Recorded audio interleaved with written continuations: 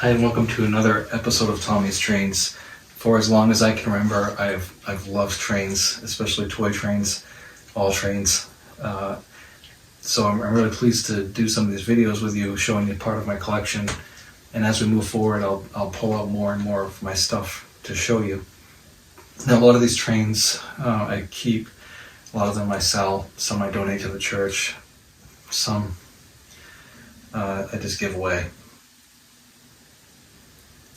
I retired from the military about 7 years ago, and since then I've was a stay-at-home dad for a while until my kids, the last two graduated this past year. So kind of starting a new chapter of my life without the kids around is interesting because I feel like I've dedicated most of my time until this year with the kids and with the farm. So I've downsized the farm quite a bit, but in the wintertime I still play with my trains. So anyway, I've had a number of these come through, and I know I did a video on the New York Central System train, and it was Lionel's most popular train set. There was a Coastal Limited, and I'll put the catalog up here for you so you can see that. About the time this came out, there was a number of these trains that came out, and as you start at the very basic train all the way up to this one we just had here today, the Santa Fe Flyer or Santa Fe Special. And there were a few versions of that train that came out as well. But Lionel's by far the most popular set, the one they sold the most of, was this one in front of me. And there were a few renditions of it. And that, my friends, is the New York Central Flyer, and it's a complete die-cast locomotive, button-activated whistle, opening doors on boxcar, stamped metal frame on the tender, molded rolling stock bodies, 40-watt power pack, and 27-inch by 63 oval. So 027 came out as a way to condense your trains down into a 27-inch diameter train track.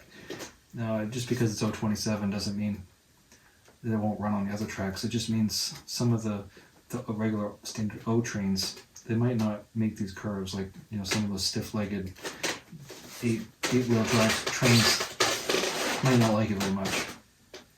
But in 027 scale, you still could get wider radius curves like 032 up to like, I've even heard people say they have 072 curves, which I have never seen one in person, but if they say they exist. So this train came out around the twilight of the tube track era, and it was right in the transition era of when Lionel was transitioning from built in the United States to built, maybe assembled in the United States, but most of the stuff came from somewhere else. So, kind of like the Santa Fe train, we just looked at a little bit better box. It has like the top kind of the boxes that you remember when they came in a regular box, but this one still has the blow molded styrofoam insert here. So a little different than some of the other New York Centrals in that here we've got a brown bulkhead car. This one's missing the brake wheel there. There's one here, but it's missing that one. Missing all the posts too. And then you got your this is the more typical to me New York Central green freight car. And I'm just trying to see if it gives me a load of these. This one says built 1999 by Lionel. So at some point, like I told you about this Santa Fe here, they just went to built by Lionel. The date was gone, and whether they continued afterwards, I would have to go look at one of my newer trains to tell you. I see the brake wheels missing on this one too, so a lot of the brake wheels are MIA on this train set. So this set only came with, basically a bulkhead car and a box car and your caboose. And because it was further down the line of the economy series, this does not have a lit caboose.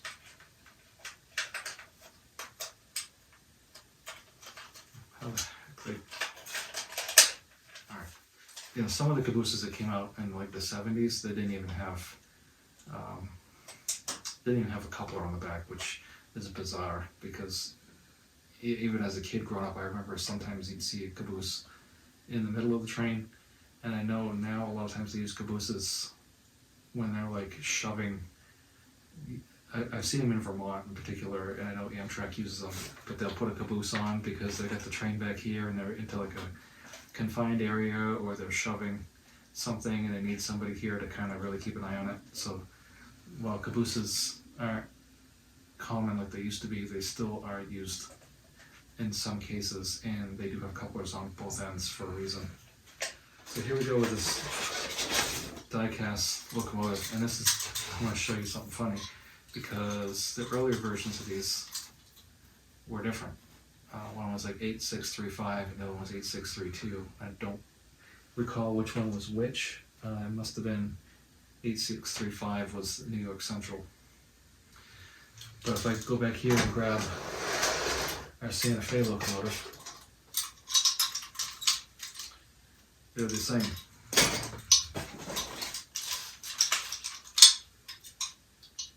(8632) with a white stripe. So that's interesting.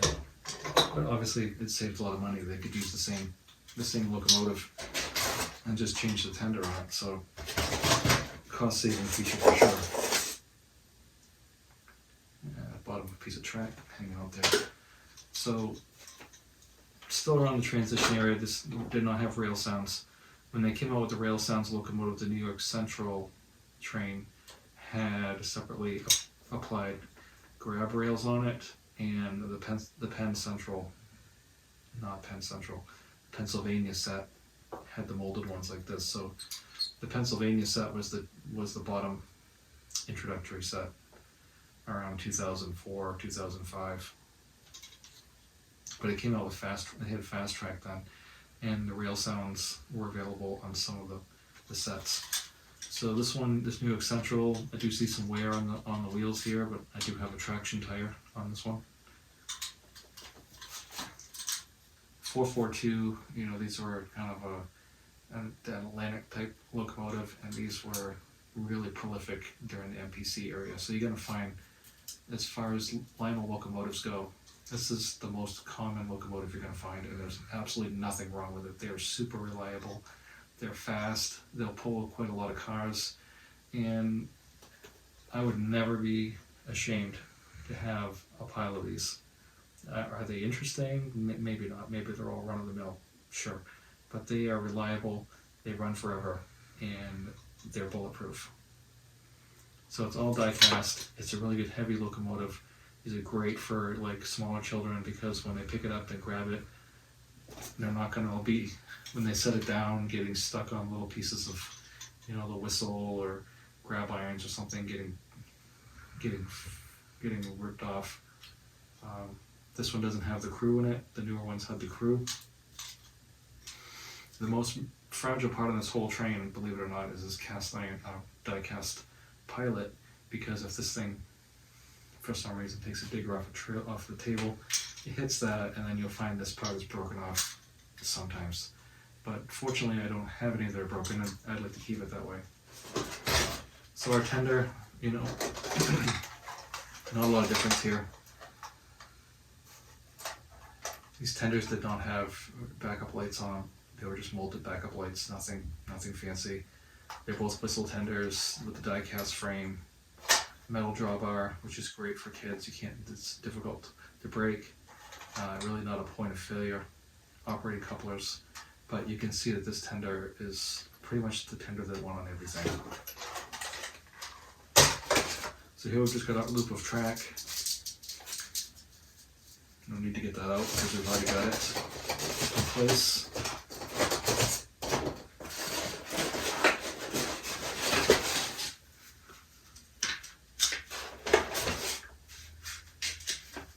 Final New York Central Flyer, ready to run, 027 set.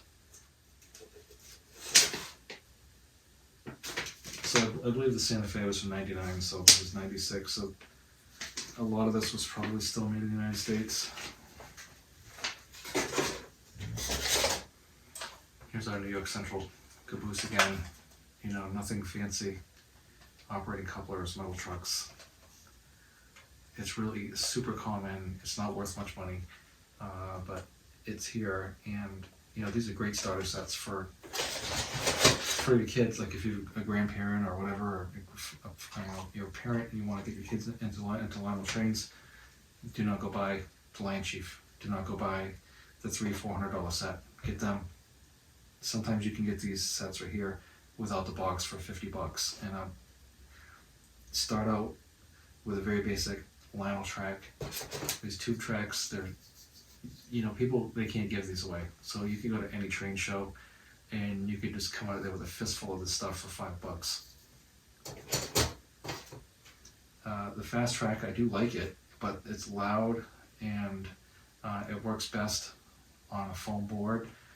But I do like the fast track a lot because you can put it on the floor and it's not going to be like this track here where you've got a lot of option for dust and dog fur and whatever else, carpet fibers getting sucked up through. The fast track has its own rope bed in it and it's very reliable. It's very good stuff.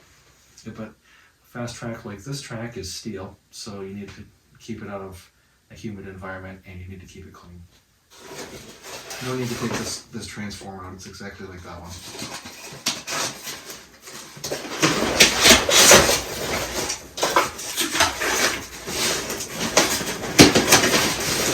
In fact, I'll probably leave this transformer out and put it up on eBay. I need another transformer like I need a hole in my head. I may even put the track up. I don't need that either.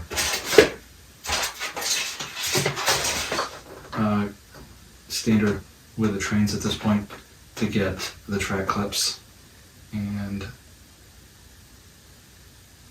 made in China, so trade Eyes Lionel LLC. We've got some freight. Looks like it's my first time with a Ziploc bag. And here's some just plain old bumpers, and these are not lit, they're not cushioned ones. These are basically the cheapest plastic bumper you could buy and still have a bumper, but they work. Here's the rest of our straight track. So I'll go ahead and pull these cars out.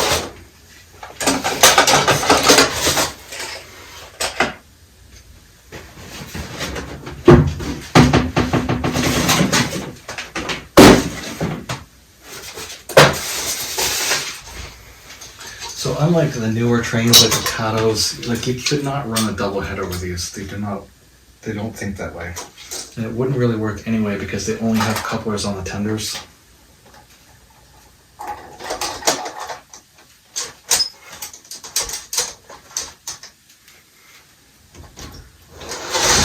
But could I run a helper locomotive on this train? Is what I'm gonna test right now. Will it work?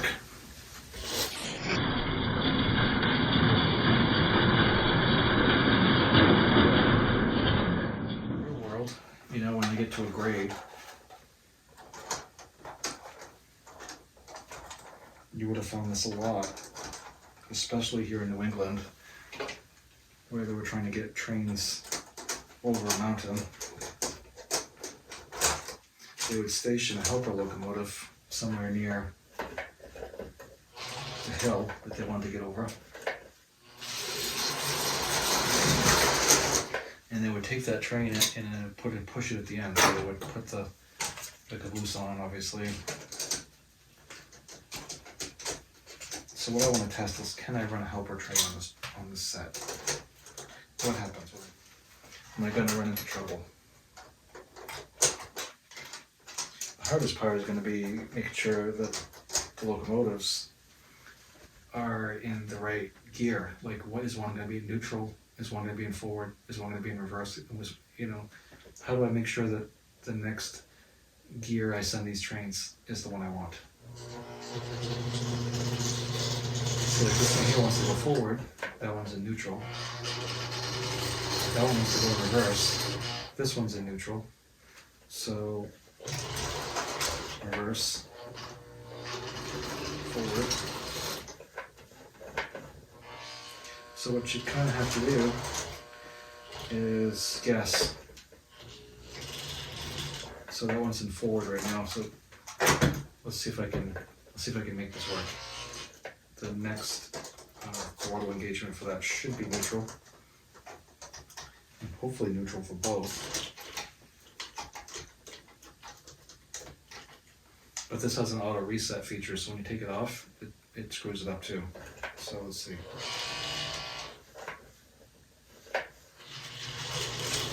So they're both in forward now.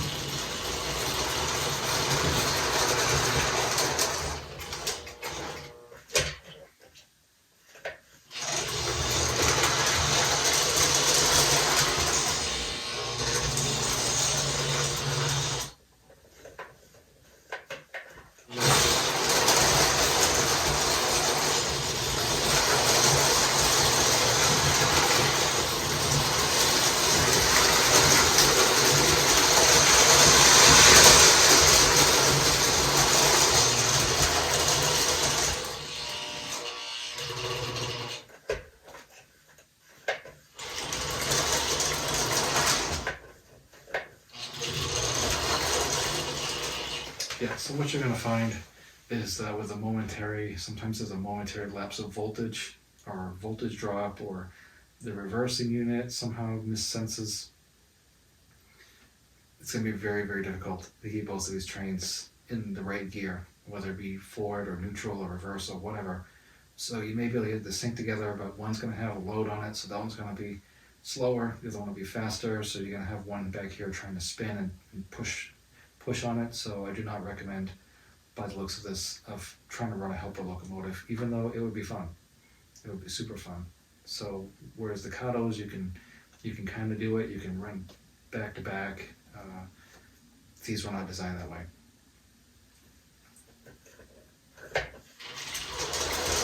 Instead, you get a train wreck.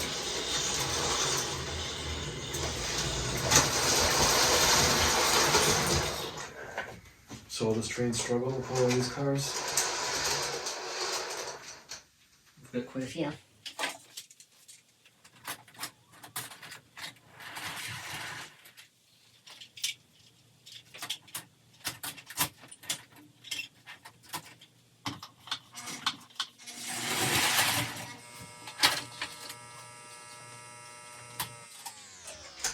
One thing you want to be careful of is if you've got track power on while you're railing a car, you want to be super careful that you don't short across any of these rails, because you'll spark, overload, all the good things.